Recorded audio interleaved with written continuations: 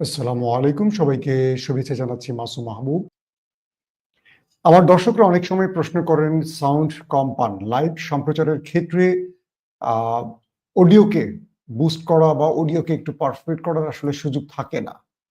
আমি আবারও সহজ করে বলছি যে আমি যেমন লাইভ মেক্সিমাম সংবাদগুলি আমি লাইভ করার চেষ্টা করি। সেক্ষেত্রে দেখা যায় যে অডিওতে আ আমি কিছু করতে পারি না। অটোমেটিক সফটওয়্যার যেভাবে বুস্ট করে সেভাবেই আপনারা শুনতে পান। সেক্ষেত্রে একটু কষ্ট করে শুনে নিবেন অথবা হেডফোন ব্যবহার করবেন, যারা জরুরি মনে করবেন। দর্শক, আজকের আলোচনাটি আমি করতে চাই বা লাইভ সেশনের মূল যে বিষয়গুলো সেটা হলো বাংলাদেশের কারেন্ট সিচুয়েশন। যেমন যেকোনো সময় প্রেসিডেন্ট শাহাবুদ্দিন চুপ্পু আউট হচ্ছেন। দ্বিতীয় খবর, যেকোনো সময় পদত্যাগ করতে পারেন ডক্টর ইউনূস। তার সামনে বেশ শক্ত চ্যালেঞ্জ তৈরি হয়ে গেছে। পাশাপাশি আরো বিপজ্জনক খবর হলো বাংলাদেশ আরেকটা বিপ্লবের মুখোমুখি হতে পারে। জুলাই বিপ্লবের পর আরেকটি বিপ্লবের আশঙ্কা আছে। এই বিষয়গুলো নিয়ে আমি আলোচনা করতে চাই। পাশাপাশি বাংলাদেশে ইসলামী রাজনীতি কারা চায়, কেন চায়? বা আদৌ কি বাংলাদেশে ইসলামী রাজনীতি সফলতা পাবে কিনা? আর সেই সফলতা পেতে হলে কি করতে হবে? অথবা ইসলামী রাজনীতি বা ইসলামী সরকার, যেটাকে রাজনীতি বলছি সেটা সরকার। ইসলামী সরকার কি আদৌ বাংলাদেশে প্রয়োজন আছে কিনা? এটা নিয়ে আমি ইতিহাস নির্ভর একটা আলোচনা করতে চাই। আশা করি ভিডিওটি সর্বাধিক শেয়ার করবেন। কারণ খুবই গুরুত্বপূর্ণ কিছু তথ্য আমি উপস্থাপন করব এই ভিডিওর ভেতরে। বাংলাদেশে ইউনূসকে যারা ক্ষমতায় বসিয়েছিলেন তারা ইউনূসের প্রতি অনাস্থা জানিয়ে ফেলেছেন। ইতিমধ্যে ইউনূসকে যারা বসিয়েছেন সেই ছাত্ররা ইউনূসকে লাল কার্ড দেখিয়েছেন। তারা ইউনূসকে বলছেন, আপনি কারো কাছে ক্ষমতা যে বিক্রি করে দিলেন, এটা কেন? আপনাকে হাজারো মায়ের বুক খালি করা, শহীদের রক্তের উপর দাঁড়িয়ে এই মসনদে বসতে দেওয়া হয়েছিল কারণ আপনি এই দেশটাকে পরিবর্তনের দিকে নিয়ে যাবেন। আপনি ছিলেন সবচেয়ে গ্রহণযোগ্য ব্যক্তি। কিন্তু আপনি কি করলেন প্রফেসর ইউনূস? আপনি আপনার সকল মামলাগুলোকে খারিজ করলেন একে একে। আপনার কোম্পানি এই রাষ্ট্রকে যে লক্ষ লক্ষ কোটি কোটি টাকা কর ফাঁকি দিয়েছিল, সেখান থেকে আপনার কোম্পানিগুলোকে বাঁচালেন, রাষ্ট্রকে ট্যাক্স থেকে বঞ্চিত করলেন। এই ট্যাক্স আপনাকে আর দিতে হলো না।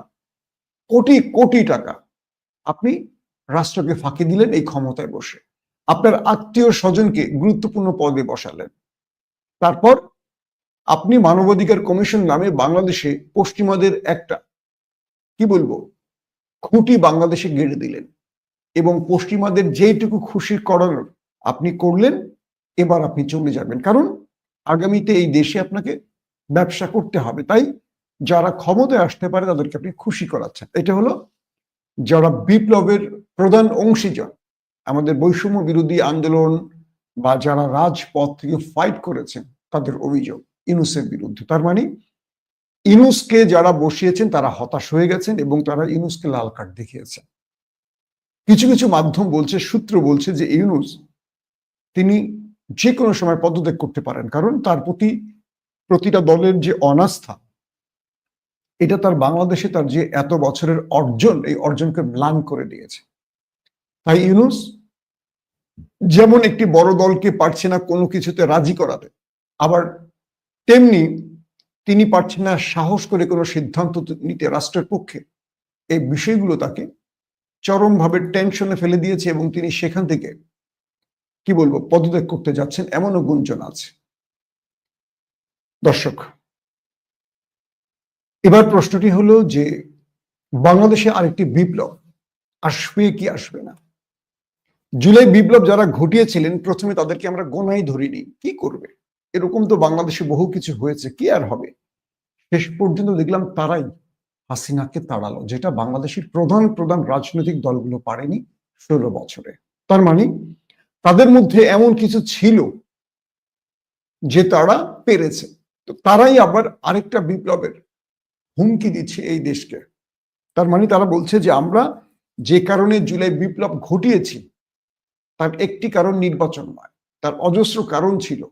আর যারা জীবন দিয়ে এই দেশকে স্বাধীন করেছে তারা বিচার পায়নি, এবং এই পুরনো বন্দোবস্তের বিরুদ্ধে আমাদের যে সংস্কার, তাও হয়নি। অর্থাৎ ইউনূসকে দিয়ে আমরা একটি কাজও সফলভাবে করাতে পারিনি। তাহলে আমাদের এই আন্দোলন, এই রক্ত দেওয়া, এই জীবন দেওয়ার অর্থ কি? তার মানে তারা আবারও তাদের সমর্থিত অংশীজনকে নিয়ে একটা বিপ্লবের চিন্তা করছে। সেটা হাসিনার মতো হবে না ভিন্ন প্রেক্ষাপট, ভিন্ন আদলে হবে, সেটা হয়তো সময় বলে দেবে। কিন্তু আরেকটা বিপ্লবের প্রস্তুতি চলছে। এই বিপ্লব কোন দিকে নিবে দেশকে, সেটা হয়তো আমরা সময়ের আলোকে বুঝতে পারব। দর্শক, আমার আজকের আলোচনার প্রধান ইস্যু সেটি হলো বাংলাদেশে ইসলামী শাসন ব্যবস্থা। আমাকে কমেন্ট করবেন আজকে আপনারা কে কে বাংলাদেশে ইসলামী শাসন ব্যবস্থা চান, নাকি প্রগতিশীল বা আমরা যে ধারাবাহিকতা আছে গণতান্ত্রিক বা মানুষ মতবাদী যে সিস্টেমগুলোতে আমরা এখন আমাদের দেশকে দেখতে পাচ্ছি, এইভাবে কি এই দেশ থাকবে, নাকি ইসলামী শাসন ব্যবস্থা চান? এই বিষয়ে আপনাদের আমি কমেন্ট চাচ্ছি। সর্বাধিক কমেন্ট আমাকে আপনারা করতে পারেন। আমি প্রতিটা কমেন্টের আলোকে নেক্সট আরেকটা ভিডিও করব। আমি আমার আজকের এই দ্বিতীয় পার্টের বিষয়টি শুরু করতে চাই কয়েকটা ইতিহাস থেকে। অনেকে আমাকে প্রশ্ন করেন যে মাসুম ভাই, আপনি কার দ্বারা বেশি প্রভাবিত?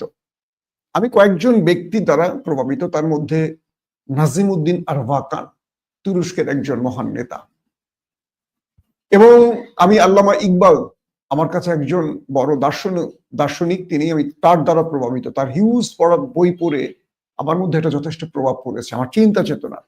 আর বাংলাদেশে আমি প্রভাবিত একজন সাংবাদিক আছেন, আমার দেশের মাহমুদুর রহমান। আমার কথা বলা, আমার স্টাইল কিংবা আমার তথ্যের বা আমার চিন্তার মিশ্রণ পাবেন তার সাথে আপনারা। আমি আগেই বলে নিয়েছি, তিনিও জাতীয়তাবাদী এবং ইসলাম ফরম্যাটের। ঠিক আমি মাহমুদুর রহমানের সাথে আমার কিছু সম্পৃক্ততা পাবেন। আমি বলছি না আমি তাকে অনুকরণ করি, বাট তার চিন্তার সাথে আমার চিন্তার একটা মিল পাবেন। আমার দেশ সম্পাদক মাহমুদুর রহমান। তো বিষয়টা হলো, আল্লামা ইকবালের দর্শন নিয়ে অন্য একদিন আলোচনা করব, তার চিন্তার জায়গাটা কোন জায়গায়। কিন্তু আমি প্রথমে যদি আনি আমার হিস্ট্রির প্রথম বিষয় খলিফা ওমর, আমি প্রায় কথাটা বলি। কারণ কি, খলিফা ওমর এই অর্ধ পৃথিবী শাসক ছিলেন। ছোট্ট মদিনা থেকে অর্ধ পৃথিবী তিনি শাসন করেছেন, এবং তিনি ইতিহাসের পাতায় পাতায় মুসলিম শাসনের যে মানে কি বলবো, যে বিখ্যাত বিষয়গুলোর জন্ম হয়েছে সব ওমরের হাত ধরেই হয়েছে প্রথমে। আরো অনেক সাহাবীরা আছেন, কিন্তু ওমর সেটার শুরুটা করেছেন। ধরেন একটা ছোট্ট উদাহরণ দিয়ে শুরু করি। হযরত ওমরের মৃত্যুর পর, খুব মন দিয়ে শুনবেন এই স্টোরিগুলো। তো হযরত ওমর রাদিয়াল্লাহু তাআলা আনহুর মৃত্যুর পর, তার মৃত্যুটা আগে একটু সংক্ষিপ্ত বলি। তিনি যখন পার্সিয়ান সাম্রাজ্য বিজয় করেন, তখন সেখান থেকে যাদেরকে গ্রেফতার করা হয়েছে তাদের মধ্যে একজন ছিলেন ফিরোজ। পরবর্তী মসজিদে এই ফিরোজই হযরত ওমরকে ছুরিকাঘাত করেন। এরপর তাকে যখন নিয়ে আসা হয়, তখন বাকি সাহাবীরা দেখলেন তিনি আর মানে বাঁচার সুযোগ নেই, তাকে যা খাওয়াচ্ছেন ওই পেটের ফুটো দিয়ে বেরিয়ে যাচ্ছে। তো খলিফা ওমর মৃত্যুর প্রস্তুতি নিয়েছে, এবং তিনি শেষ ওসিয়ত করে গেলেন বাকি সাহাবীদের উদ্দেশ্যে যে আমার মৃত্যুর পর কে হবে মুসলিম জাহানের পরবর্তী খলিফা। তো সবাই বললেন আপনার ছেলে আব্দুল্লাহ বিন ওমর, কেউ বললেন আপনার চাচাতো ভাই, মানে তার ওমরের পরিবার থেকে নামগুলো প্রস্তাব করা হলো। ওমর ওই অবস্থায় মারা যাচ্ছেন, রক্ত বেরোচ্ছে, কিছুক্ষণ পরে তিনি শাহাদাত গ্রহণ করবেন। সেই সময় তিনি ক্ষেপে গিয়ে বললেন, আমার পরিবার বা আমার বংশ থেকে কেউ হবে না। ইসলামে এই পরিবারতন্ত্র, এই বিষয়টির বিরুদ্ধে চ্যালেঞ্জ, মৃত্যুর আগ মুহূর্তে চ্যালেঞ্জ জানিয়ে দিয়ে গেলেন হযরত ওমর। তিনি বললেন 6 জন সাহাবীর নাম, আশারে মুবাশশিরার যে সাহাবীরা ছিলেন যারা দুনিয়াতে বেহেশতের সুসংবাদ পেয়েছিলেন। তো যারা হযরত ওমর সহ যারা ছিলেন, এদের মধ্যে তো ধরেন 4 জন মারাই গেছেন আশারে মুবাশশিরার, বাকি ছিলেন 6 জন। এই 6 জনের নাম হযরত ওমর মৃত্যুর সময় বলে গেছেন যে পরবর্তী এই 6 জনের কেউ যেন মুসলিম জাহানের খলিফা হয়। এরপর হযরত ওমর রাদিয়াল্লাহু তাআলা আনহু মারা গেলেন। তারপর দেখা গেল যে মক্কার ছয়জন সাহাবী, যেই ছয়জনের নাম বলে গেছেন হযরত ওমর রাদিয়াল্লাহু তাআলা আনহু, তারা একটি ঘরে বসলেন এবং তারা ভোটাভুটি করতে বসলেন এই ছয়জনের মধ্যে কে হবেন মুসলিম জাহানের খলিফা। তো এই ছয়জনের মধ্যে তারা দীর্ঘ সময় আলোচনা করলেন এবং বাহিরে প্রায় 50 থেকে 60 জন নিরাপত্তা রক্ষী দাঁড়িয়ে আছেন, যাতে করে এই ছয়জনের পরিবার এসে তাদের কোনো প্রকার ক্ষমতার লোভ তৈরি করে না দেয়। ধরেন আমরা একটা জায়গায় বসে আছি, আমার পরিবার এসে বলে তুমি খলিফা হও, তুমি খলিফা হও। আরেকজনের বউ বলবে, ভাই বলবে তুমি খলিফা হও, তুমি খলিফা হলে তো আমার ওই বড় জায়গায় পোস্টিংটা হবে, আমার ওই চাকরিটা হবে, বন্দরটা আমি পাবো, ওই টেন্ডারটা আমি পাবো। বিষয়টা বোঝেন নাই আমাদের দেশে যেটা হয়। তো এই জন্য বাইরে 50-60 জন নিরাপত্তা রক্ষীকে দাঁড় করানো হয়েছে, যতক্ষণ এখান থেকে কোনো সিদ্ধান্ত না আসবে কেউ বাইরেও হবে না, কেউ ঢুকতেও পারবে না, আর বাইরের কোনো আত্মীয় স্বজন তাদেরকে প্রভাবিত করতে পারবে না। তো দীর্ঘ সময় 6 জন সাহাবী একটা ঘরের মধ্যে বসে সিদ্ধান্ত নিচ্ছিলেন এবং কি করে পরবর্তী খলিফা নির্ধারণ করা যায় এই বিষয়। তারপরে যেটা হলো যে এই 6 জনের 3 জন যারা হযরত ওমর রাদিয়াল্লাহু তাআলা আনহুর শাসনকালে সেনা জেনারেল ছিলেন, আর্মির জেনারেল ছিলেন, সেনা কমান্ডার ছিলেন, সেনাপতি ছিলেন যেটাকে আমরা বলি, তাদের 3 জন তারা তাদের নাম প্রত্যাহার করলেন। অর্থাৎ 6 জনের 3 জন তাদের নাম প্রত্যাহার করে নিলেন। তারা বললেন যে আমরা এই খলিফা হওয়ার দৌড়ে আমরা আমাদের নাম প্রত্যাহার করলাম। তারা 3 জন সেনাবাহিনীর, একজন হযরত তালহা, একজন আবি ওয়াক্কাস এবং আব্দুর রহমান বিন ওয়াফ। তারা 3 জন নাম প্রত্যাহারের পর থাকে কয়জন? আরো 3 জন। সেই 3 জনের মধ্যে ছিলেন কে কে? একজন ছিলেন হযরত ওসমান, একজন ছিলেন হযরত আলী এবং আরেকজন ছিলেন আব্দুর রহমান বিন ওয়াফ। তো আপনাদের নামের মধ্যে যদি কোনো গ্যাপ হয়েছে কিনা, অর্থাৎ প্রথম যেটা বললাম যে প্রথম যে 3 জন নাম প্রত্যাহার করেছেন হযরত তালহা, হযরত আবি ওয়াক্কাস এবং হযরত জুবায়ের, এই 3 জন সেনাবাহিনীর জেনারেল ছিলেন যারা তাদের নাম প্রত্যাহার করেছেন। আর বাকি 3 জন ছিলেন হযরত ওসমান রাদিয়াল্লাহু তাআলা আনহু, হযরত আলী রাদিয়াল্লাহু তাআলা আনহু এবং হযরত আব্দুর রহমান বিন ওয়াফ। এই 3 জনের মধ্যে থেকে এখন হবেন একজন মুসলিম জাহানের খলিফা। এই 3 জনের মধ্যে হযরত ওসমানের বয়স তখন ছিল 70 বছর, হযরত আলী রাদিয়াল্লাহু তাআলা আনহুর বয়স ছিল 45 বছর। এই 3 জন যখন এই 3 জনের মধ্যে আবার এই নাম প্রত্যাহার করে তারা আবার ভোট দিলেন। তো হযরত জুবায়ের রাদিয়াল্লাহু তাআলা আনহু তিনি ভোট দিলেন হযরত আলীকে।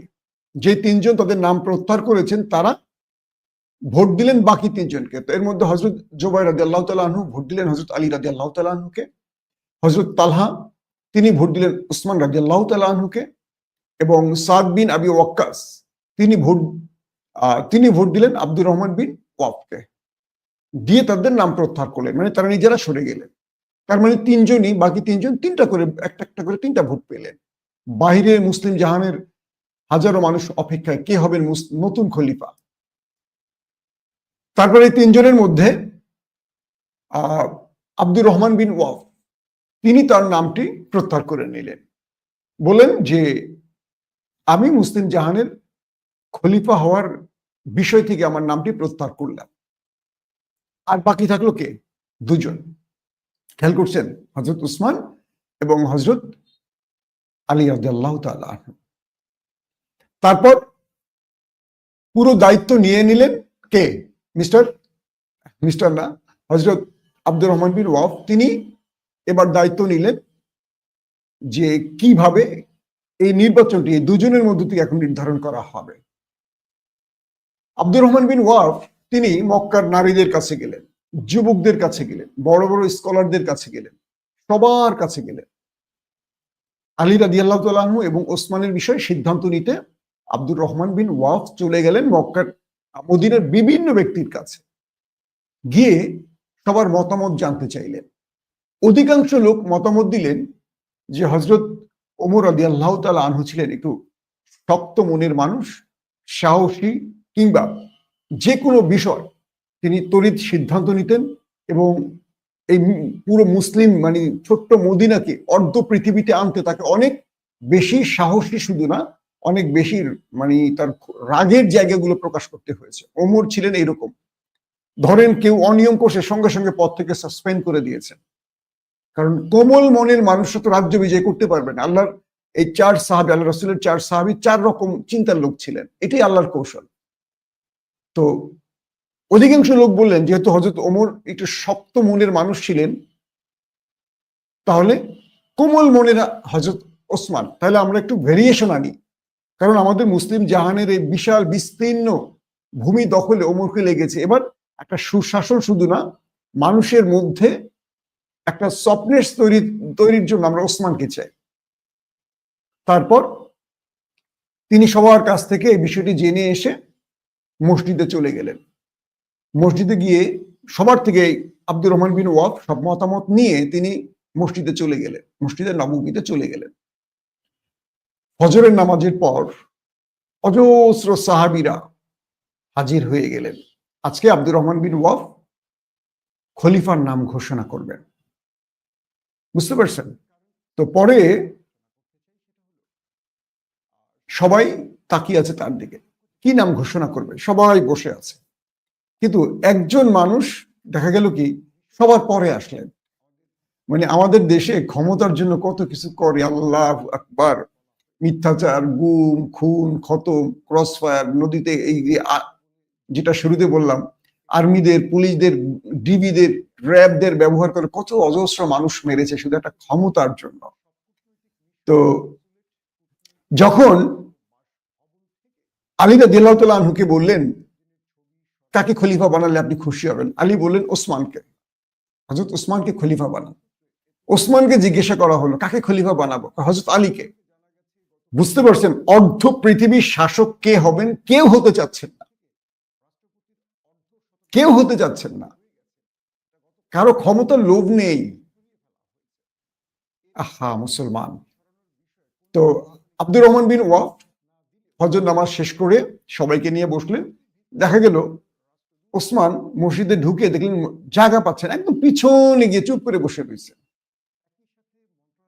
ওসমান রাদিয়াল্লাহু তাআলা আনহু একদম পেছনে গিয়ে চুপ করে বসে আছেন। এরপর আব্দুর রহমান বিন ওয়াফ তিনি হযরত ওমরের পর খোলাফায়ে রাশিদিনের তৃতীয় খলিফার নাম ঘোষণা করলেন ওসমান।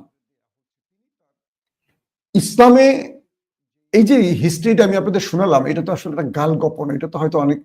আব্দুর রহমান বিন ওয়াফ তিনি যখন হযরত ওসমানের নাম ঘোষণা করলেন তিনি কেঁদে ফেললেন। আলী রাদিয়াল্লাহু তাআলা আনহু খুশিতে তাকে জড়িয়ে ধরলেন।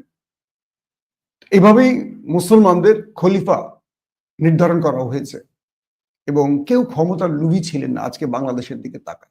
আসেন, আমি কেন এই কথাটি বললাম যে ইসলামী শাসন ব্যবস্থার কথা আমি কেন আসছি একটু আপনাদের ছোট্ট করে বলি। দেখেন, আমরা মুসলমানদের সবচেয়ে বেশি ক্ষতি করেছি যদি ইসলামের ইতিহাস দেখেন। একটু খেয়াল করে দেখেন, যখন তুরস্কের ওই অঞ্চলটায় বিশাল অঞ্চল জুড়ে খেলাফতে বসেছিলেন অটোমানরা, তখন ইরানে ছিল কারা, সাফাবিরা। বিশাল অঞ্চল জুড়ে পার্সিয়ান সাম্রাজ্য বলে। পুরো ভারতবর্ষে কারা ছিলেন, মুঘলরা। এই তিনটি মুসলিম এম্পায়ার এরা কেউ কাউকে সহ্য করত না এবং কখনো তারা এক টেবিলে বসতে পারেনি। এই তিনটি এম্পায়ার যদি এক হয়ে যায় পুরো পৃথিবী মুসলিম শাসন ব্যবস্থা তৈরি হয়, কিন্তু এরা নিজেরা নিজেদের সাথে যুদ্ধ করেছে। ছোট্ট একটা উদাহরণ দেই, উজবেকিস্তান, সেখানে শাসক ছিলেন তৈমুরলং। দেখবেন যারা উজবেকিস্তান গেছেন সেখানে দেখবেন তার প্রচুর মূর্তি বানিয়ে রেখেছে। সে কিন্তু উজবেকিস্তানের হিরো, সে হলো হিরো তার জাতির কাছে। যখন অটোমান সাম্রাজ্য ইউরোপের বিরুদ্ধে যুদ্ধ করছে, ইউরোপের বিরুদ্ধে, খলিফা সুলতান বাইজিদ ওয়ান তিনি ইউরোপে গেছেন যুদ্ধ করতে এবং ইউরোপে যুদ্ধ করে তিনি অনেক অঞ্চল প্রায় দখল করে ফেলছেন। হঠাৎ তিনি খবর পেলেন, তিনি যখন ইউরোপে যুদ্ধ করছেন তিনি খবর পেলেন তার আরেক মুসলিম বন্ধু উজবেকিস্তানের তৈমুরলং অটোমান সাম্রাজ্যে গিয়ে আঘাত করেছে। তখন সেই ইউরোপের যুদ্ধ বন্ধ করে বায়জিদ ওয়ান চলে এলেন তৈমুর লঙ্কে ঠেকাতে। তো তিনি সেখানে যুদ্ধ করেছেন দীর্ঘদিন, ক্লান্ত হয়ে গেছেন। ইউরোপ তো ছোট্ট না। এরপর তিনি যখন আসলেন, এসে তৈমুর লঙ্গের মুখোমুখি হলেন, তার পুরো সেনাবাহিনী যুদ্ধ থেকে ছুটে আসতে তার দেশ রক্ষা করতে ধরেন। ক্লান্ত শ্রান্ত তারা তৈমুর লঙ্গের কাছে পরাজিত হয়ে গেলেন। এরপর অটোমান এম্পায়ারের এই সুলতান বায়জিদ ওয়ানকে গ্রেফতার করে তৈমুর লং। জানা গেছে সে জেলেই মারা গেছে। দেখেন, যখন স্পেন, এই স্পেনটা আমাদের 800 বছর মুসলমানদের দখলে ছিল। এটা উমাইয়া বনু উমাইয়া স্পেনে শাসন ব্যবস্থা চালু করেছিলেন। স্পেনটাকে ইউরোপের সবচেয়ে কি বলবো গর্বিত জায়গা বলে স্পেন। সেই স্পেনটা মুসলমানদের দখলে ছিল। স্পেনের দুই পাশে ছিল দুইটা খ্রিস্টান রাষ্ট্র, ইসাবেলা আর ফার্নান্দেস। এরা মুসলমানদের সাম্রাজ্য দখলের জন্য এরা কিন্তু দুইটা শত্রু রাষ্ট্র ছিল। ইসাবেলা একটা রাজ্যে মানে একটা রাষ্ট্রের বা একটা খ্রিস্টান রাষ্ট্রের প্রধান, ফার্নান্দেস ছিলেন একটা রাষ্ট্রের প্রধান। এরা ছিল শত্রু, এরা সবসময় যুদ্ধ করত। কিন্তু মাঝখানে ছিল স্পেনের যে মুসলিম শাসন, মানে মুসলমান রাষ্ট্রটি স্পেন, সেটা ছিল মাঝখানে। যখন তারা দেখলেন যে মুসলমানরা ক্রমান্বয়ে ইউরোপ বিজয় করছে, তখন এই দুই খ্রিস্টানরা তারা শত্রুতা ভুলে তারা কি করলো, ফার্নান্দেস ইসাবেলাকে বিয়ে করলে। কেন? তারা এক হবেন মুসলিমকে ধ্বংস করতে, এবং তাই করলেন তারা। 800 বছর পর মুসলমানরা স্পেন হারালো। চিন্তা করতে পারেন? আমরা মুসলমানরা ঐক্যবদ্ধ হই না, ওরা আমাদের বিরুদ্ধে ঐক্যবদ্ধ হয় আমাদের ধ্বংস করতে। আসেন এবার মূল আলোচনা। আমি হযরত ওমরকে দিয়ে এই কথাটি কেন বললাম? বাংলাদেশের রাষ্ট্রীয় ক্ষমতা কে বসবে, এটা কি আসলে জনগণ ঠিক করে, নাকি ওপার থেকে ঠিক করে, নাকি আমেরিকা ঠিক করে, নাকি আমাদের এলিটরা ঠিক করে, নাকি আমাদের এস্টাবলিশমেন্ট ঠিক করে? আসলে এস্টাবলিশমেন্ট ওপার আমেরিকা ঠিক করে, আমাদের জনগণের ভোটে কিছু যায় আসে না। কারণ জনগণের ভোটের উপর নির্ধারিত হলে জনগণের জন্য এই রাষ্ট্রের মানুষরা কিছু করতো, অনেক রাষ্ট্রের কর্তারা কিছু করতো। 54 বছরে এই দেশের জনগণ আসলে যা কিছুই পেয়েছে নিজের অর্জনে, এই রাষ্ট্র কিছু দেয় নাই। আপনি একটা বাড়ি করবেন, কত টাকা ট্যাক্স দিবেন, কত কিছু দিবেন, আপনাকে কি দিবে? চিকিৎসা? আপনাকে কোনো ভালো স্কুলে পড়ার সুযোগ আছে সেরকম? মোটা অঙ্কের টাকা খরচ ছাড়া ভালো চিকিৎসা আছে? কোনটা আপনাকে রাষ্ট্র দেয়? দেয় না। কিন্তু আপনার থেকে ট্যাক্স নিচ্ছে নিচ্ছে নিচ্ছে, ধাপে ধাপে নিচ্ছে। একটা ব্যবসা করেন, 1000 রকম ট্যাক্স দিতে হচ্ছে সরকারকে, কিন্তু আপনার ব্যবসায়িক নিরাপত্তা সরকার দিচ্ছে না। তো বিষয়টা হলো, বাংলাদেশের 54 বছর পর নতুন করে প্রশ্ন উঠেছে, পুরনো বন্দোবস্ত না নতুন বন্দোবস্ত। এখন যদি প্রশ্ন করা হয় বাংলাদেশে ইসলামী শাসন ব্যবস্থা, অনেকেই চায়, হ্যাঁ অনেকে চায়। ওয়াজ শুনবে, রাত ভর ওয়াজ শুনবে, কিন্তু ভোটটা দিবেন নৌকা মার্কায়, আওয়ামী লীগকে। যে আওয়ামী লীগ অজস্র মানুষকে খুন করছে, যে আওয়ামী লীগ আলেম ওলামাদেরকে জেলে ঢুকিয়েছে, কিন্তু দেখেন রাত ভরে ওয়াজ শুনে ভোট দেয় নৌকা মার্কায়। বাংলাদেশের এই ধর্মপ্রাণ মুসলমানদের চরিত্র হলো এইটা। রাসূল সাল্লাল্লাহু আলাইহি সাল্লামের বিরুদ্ধে কটূক্তি, রাজপথে নেমে ভাঙচুর শুরু করবে, মিছিল করবে। কিন্তু সবচেয়ে বড় জিনিস হলো রাসূল সাল্লাল্লাহু আলাইহি সাল্লামের নামে কটূক্তির চেয়ে বড় জিনিস, রাসূল সাল্লাল্লাহু আলাইহি সাল্লামের নির্দেশ ফলো করার জন্য যাদেরকে মনোনীত করতে হবে তাদের কি করে? করে না। এটা হলো আমাদের মুসলমানদের চরিত্র। আবার দেখেন, হরহামেশা আমাদের রাজনৈতিক দলগুলো বলে ইসলামের রাজনীতির সুযোগ নেই, কোরআনে রাজনীতি নেই, এটা নেই সেটা নেই। যারা জীবনে কোরআনের একটা পৃষ্ঠা উল্টে না, তারা কোরআনের তর্জমা করতেছে। এটা হলো আমাদের দেশ। এখন বাংলাদেশের সামনে ইসলামী সরকার নাকি তথাকথিত বা প্রগতির সরকার। বাংলাদেশের মানুষ নামাজ পড়বে, রোজা রাখবে, সব করবে, কিন্তু ভোটের ক্ষেত্রে ইসলামী সরকার চায় না। কেন চায় না আমি জানি না, কিন্তু ইদানিং অনেকে চায়। যদি চাইতো 54 বছর ধরে বাংলাদেশ একটা ভালো শাসক পেত।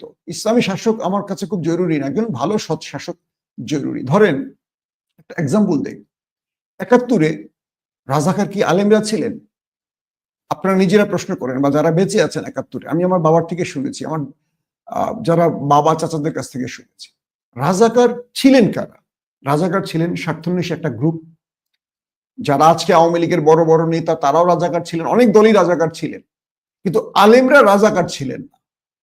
অধিকাংশ আলেমরা রাজাকার ছিলেন না। তারা যুদ্ধ করুক আর না করুক রাজাকার ছিলেন না, বা স্বাধীনতার বিপক্ষে ছিলেন না। বরং আলেমরা পাকিস্তানি সেনাদের হাত থেকে হিন্দুদের অনেকদের বাঁচাতেন। কারণ পাকিস্তানিরা কোনো বাড়িতে আক্রমণ করতে গেলে একজন আলেম সামনে আসলে তাকে জিজ্ঞেস করতেন হিন্দু আছে, কাপড় উঠে দেখতেন এটা সেটা, এই আলেমরা তাদের রক্ষা করতেন। আমার দাদার কথা বলি, তারা আমাদের বাড়ির আশপাশটা পুরোটাই হিন্দু বাড়ি, পুরোটাই হিন্দু বাড়ি। সকল হিন্দুদের, আমার দাদা একটা দোতলা বাড়ি ছিল, সবাইকে এনে আমাদের বাসায় রাখতেন, মানে আমাদের বাড়িতে। আমার তখন জন্ম হয়নি, এটা আমার আম্মার কাছ থেকে আব্বার কাছ থেকে শুনেছি। আমার দাদা বাঁচিয়েছেন তাদের। স্বাধীনতার পর থেকে আমরা কি দেখেছি, যত মুক্তিযুদ্ধের স্টোরি, নাটক, সিনেমা, রাজাকার মানি হলো দাড়ি, টুপি।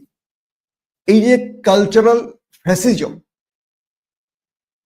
এটা ৭১ থেকে ইসলামের বিরুদ্ধে করা হয়েছে, এটা ৭১ রাজাকারের বিরুদ্ধে না, এটা হয়েছে যে বাংলাদেশে কোনোভাবেই যেন ইসলাম জাগতে না পারে। তাই এই ৭১কে সামনে রেখে যত রকম ভিলেন চরিত্র, খারাপ চরিত্র হুজুরদের বানানো হয়েছে।